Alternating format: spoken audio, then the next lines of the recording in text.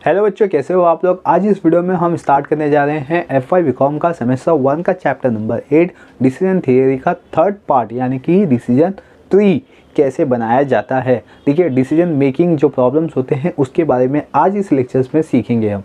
Right, तो यहाँ पे जो डिसीजन थियरी मेकिंग है, ठीक है, उसके बारे में सीख रहे। तो दैट इज़ मीन्स आपके मनन प्रकाशन की टेक्स्ट बुक से क्वेश्चन उठाया हूँ मैंने, और क्वेश्चन नंबर 10 यानी कि इल्यूस्ट्रेशन नंबर 10 के बारे में हम डिस्कस करने वाले हैं।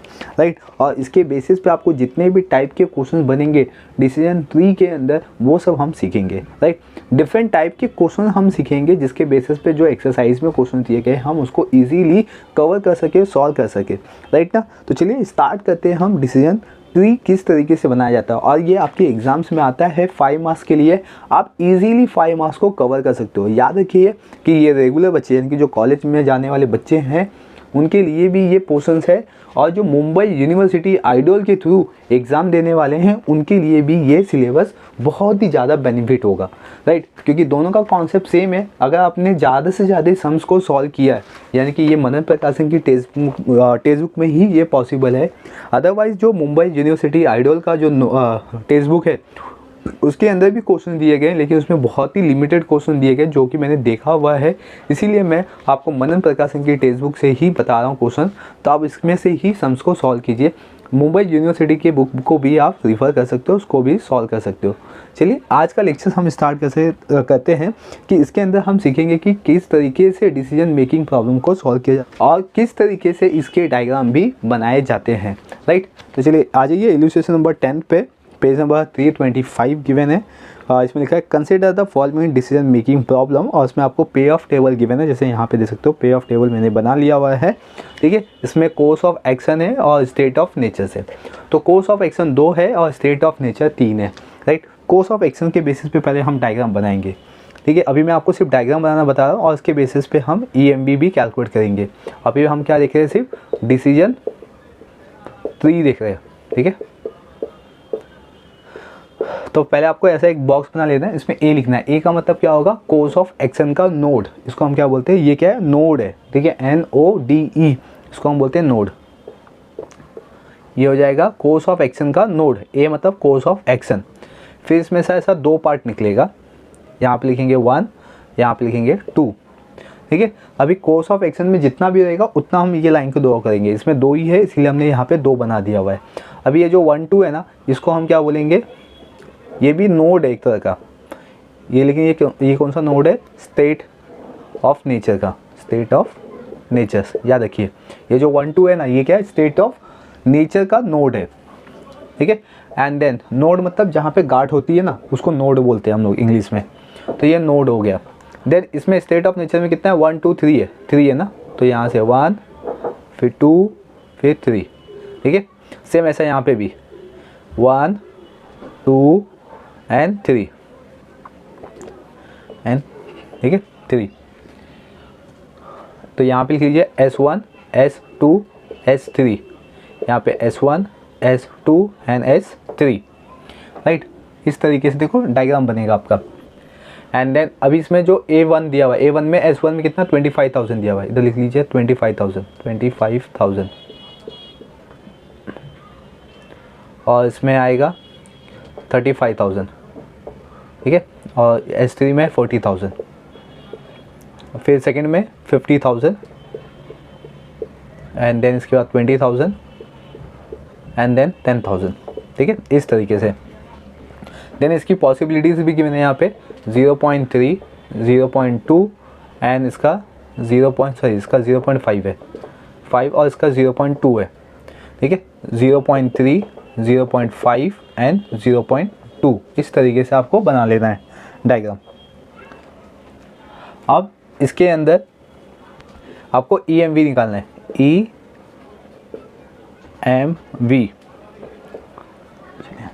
EMV कैसे निकालेंगे, सेम S1 दिया है ना यहाँ पे, S1 S2 S3।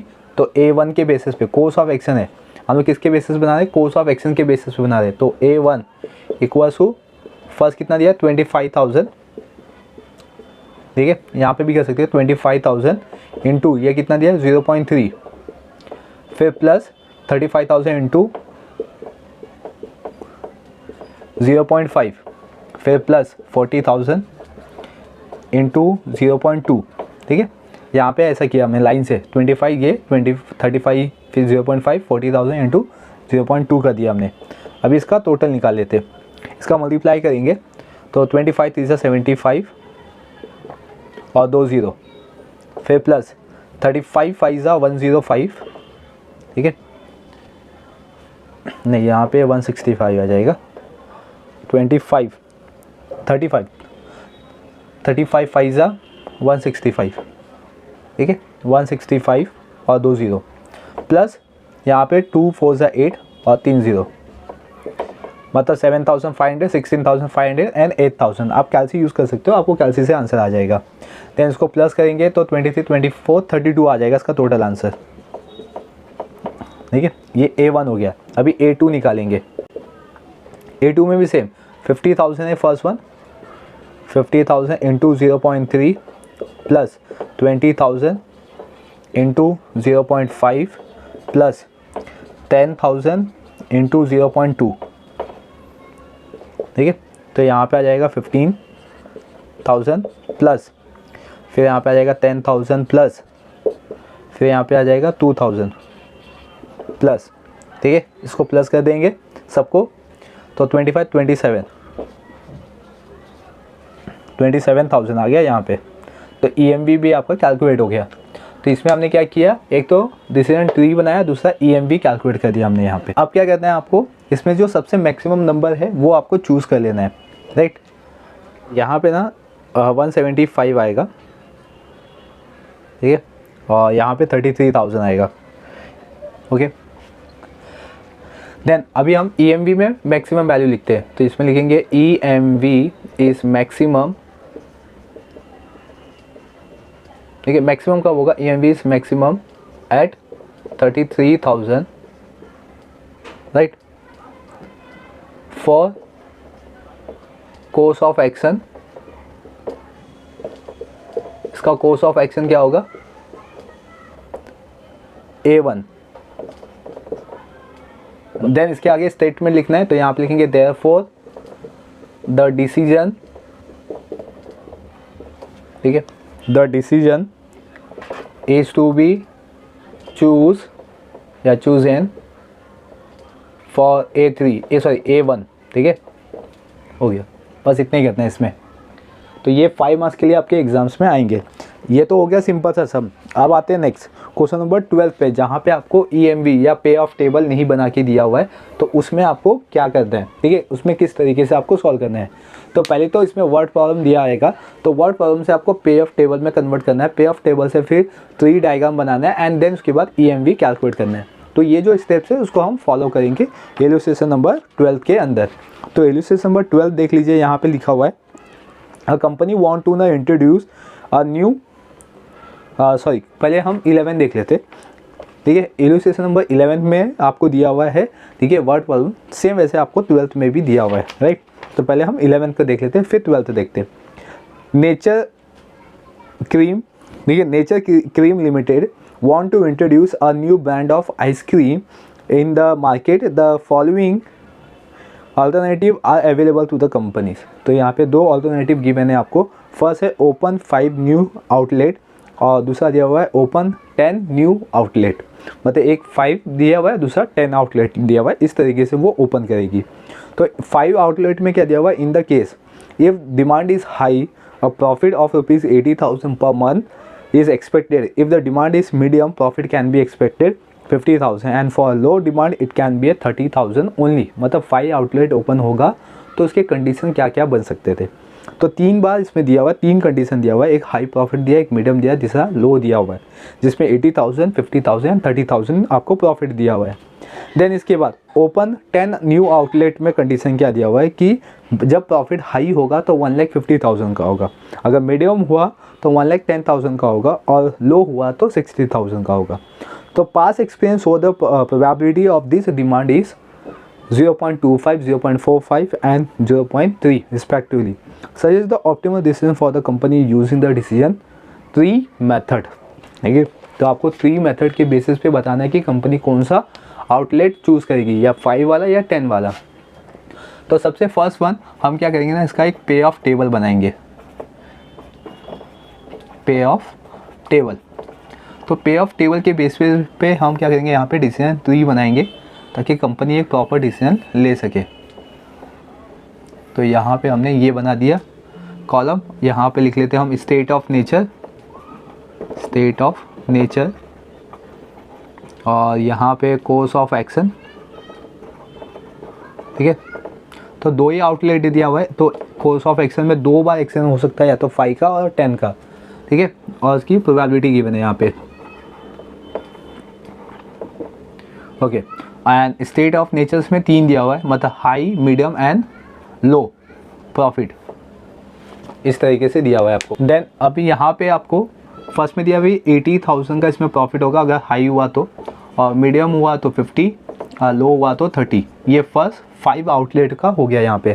देन इसके बाद सेकेंड आउटलेट यानी कि 10 आउटलेट मैं यहाँ पे ओपन करता हूँ, तो मुझे 1,50,000 का हाई प्रॉफिट है, मीडियम में 1,10,000 का प्रॉफिट है, और लोवेस्ट में 80,000 का प्रॉफिट है।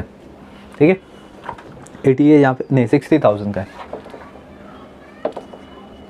ओके, और इसकी प्रोबेबिलिटी भी गिवन है आपको 0.25, 0.45 एंड 0.3। ठीक है, इस तरीके से दिया हुआ है आपको। तो मैंने क्या किया, पे ऑफ टेबल बना लिया हुआ है। अब मैं इसके बेसिस पे क्या बनाऊंगा, डिसीजन ट्री बनाऊंगा। ठीक है, तो फर्स्ट तो मैं यहाँ पे नोड बनाऊंगा, कोर्स ऑफ एक्शन का नोड बना दिया। मैं 2 ही दिया हुआ है तो उसमें 2 करूंगा ऐसा। ठीक है, और यहाँ पे नोड 1, नोड 2। ओके, देन इसमें अभी 3 आपको स्टेट ऑफ नेचर दिया हुआ है, तो 1 2 3, 1 2 3। ठीक है, यहाँ पे S1, S2 एंड S3, उसको मैं और ऐसा एक्सटेंड कर लेता हूँ। ठीक है, S1, S2 एंड S3। तो डायग्राम अच्छा दिखाई दे रहा है यहाँ पे।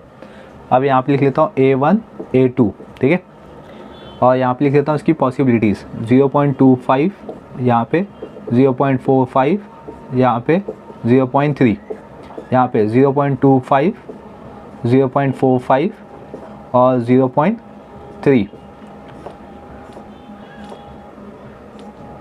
अब मैं इसकी वैल्यू यहाँ पे राइट डाउन करता हूँ, 80,000 एंड 50,000 एंड 30,000। ठीक है, देन यहाँ पे 1,50,000, 1,10,000 एंड 60,000। अब मैं इसके बेसिस पे EMV कैलकुलेट कर लेता हूँ। तो A1 इक्वल्स टू, कैसे कहते हैं, यहाँ पे 80,000 दिया हुआ है, 80,000 इंटू ये 0.25 हो गया, फिर प्लस 50,000 इंटू 0.45 हो गया, प्लस 30,000 इंटू 0.3। ठीक है, इसको कैलकुलेट करेंगे तो 25 इज़ 200, मतलब 20,000 प्लस 45 फाइजा करेंगे तो 5 फाइजा 25, 2 कैरी, देन 20 to 25। ठीक है, और इसमें 2 0, मतलब 22,500 प्लस 3 3 9, मतलब इसमें आ जाएगा 9,000। क्लियर यहाँ तक। अब इसको प्लस कर देंगे तो 42, 51, 51,500। एक तो ये आ गया अपना EMV, और A2 का देखते किसका मैक्सिमम आता है। ठीक है, 2 कंडीशन है, यहाँ पे 5 आउटलेट है अपने पास, और यहाँ पे 10 आउटलेट है। तो देखते 5 आउटलेट में सबसे ज़्यादा प्रॉफिट होगा या लो 5 में होगा या 10 में सबसे ज़्यादा होगा। ठीक है, वो कंपेयर करेंगे। तो इसमें 1,50,000 और इसका मल्टीप्लाई कर देंगे हम 0.25 से, प्लस 1,10,000 इंटू 0.45 से, प्लस 60,000 इंटू 0.3 से। तो 1,50,000 इंटू 25, राइट। तो 250 प्लस 125 मतलब 375, तो 37,500 फर्स्ट का आ गया, प्लस इसमें आएगा 45,000, फिर प्लस 6 3 18 मतलब 18,000, ओके, सबको प्लस कर देंगे तो 45, 55, 55, 80, 50, 63, 63 मतलब 100, 105 मतलब 1,05,000। तो सबसे ज़्यादा मैक्सिमम EMV कहाँ पे दिखाई दे रहा है? तो ऑब्वियसली सेकंड पे। तो बिजनेस जो मैन है वो 10 आउटलेट ओपन करेगा। तो इसका स्टेटमेंट देख लेते हैं। चलिए यहाँ पे लिख लेता हूँ मैं स्टेटमेंट। इसका स्टेटमेंट होगा EMV is more course of action,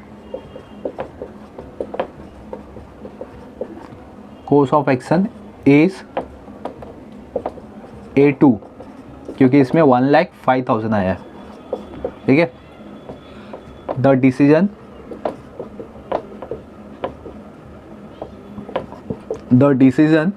is to B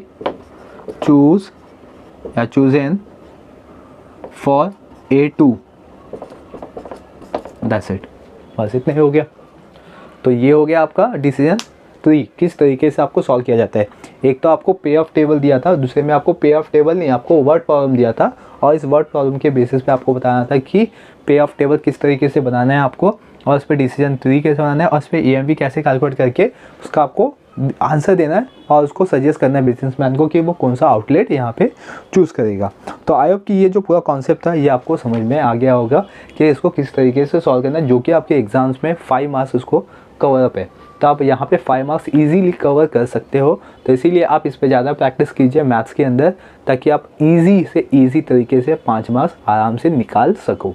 ठीक है, और भी चैप्टर्स हम करेंगे कंटिन्यूअसली। बने रहिए चैनल पे, चैनल को सब्सक्राइब कर लीजिए, बेल आइकन प्रेस कर लीजिए, ताकि आपको इसी तरीके के अपडेट मिलते रहेंगे। Thank you for watching.